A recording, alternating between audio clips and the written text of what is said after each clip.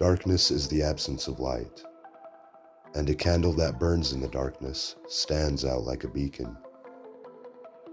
The darkness defines and accentuates the light.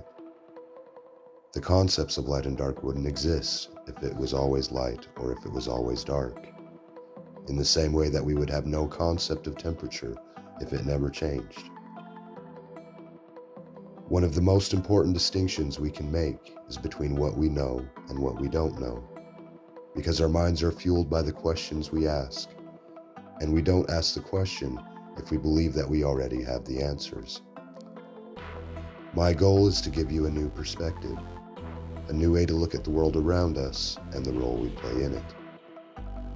There are many rabbit holes for us to go down, so let's jump right in. Everything created by humans existed first in the mind, and the greatest leaps forward in our understanding were made by people who saw a possibility outside of the accepted model of their time. The experts once agreed that it was physically impossible to run a 4-minute mile, and we had no reason to doubt the veracity of their claims until the day when that impossibility became a reality.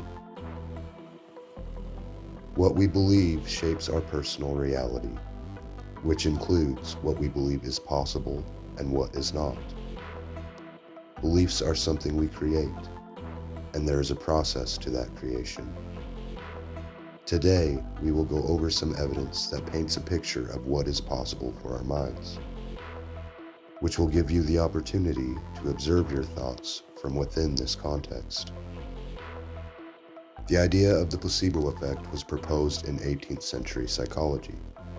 They had seen patients whose symptoms were relieved when given a placebo, but their theories were limited by the models they had available, and they lacked the technology to check the health markers that we can monitor today.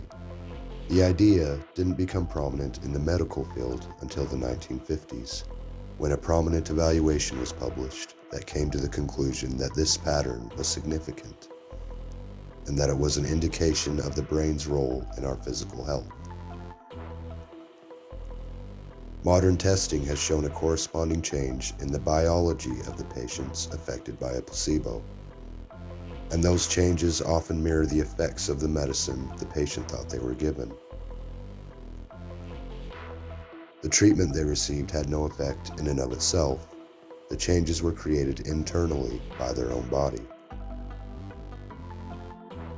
A hypnotic suggestion that a pencil weighs as much as a car will make it unmovable to the person under hypnosis, and the surface temperature of a person's hand will drop when given the suggestion that their hand is in ice water.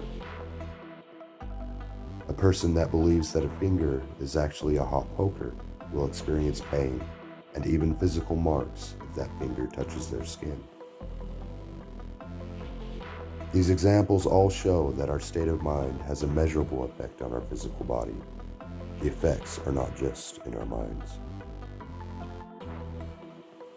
The nocebo effect is when someone believes in an illness or a physical limitation, and their body reacts as if it were reality. An example of this phenomenon can be seen in what are known as psychosomatic illnesses. Their symptoms are not caused by physical defects. They are caused by their unwavering belief in that illness. A commercial for the newest pharmaceutical may not cause hypnosis, but if you have one of the listed symptoms, it can elicit a fear response, a deeply seated reaction that has helped humans survive since the dawn of time. Tapping into this response can bypass the logical mind by diverting energy from the prefrontal cortex, which makes it easier to accept the potential of that illness into your subjective reality. In Terry Goodkind's Sword of Truth series, one of the main characters said that people will believe a lie if they want it to be true, or if they are afraid that it might be true. The series is a work of fiction, but the sentiment rings true nonetheless. Merriam-Webster defines imagination as the act or power of forming a mental image of something not present to the senses, or never before wholly perceived in reality. This faculty is what powers our subjective reality, and it is also the tool used to bring new possibilities into the objective realm. Albert Einstein said that your imagination is a preview to life's coming attractions.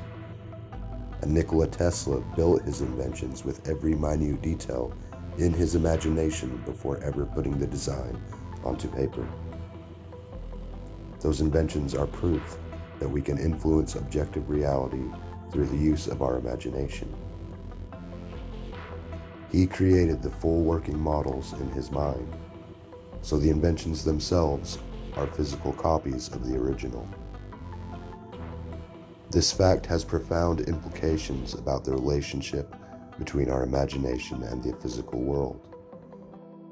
As William Blake said, "What is now proved was once only imagined." The light of the body is the eye.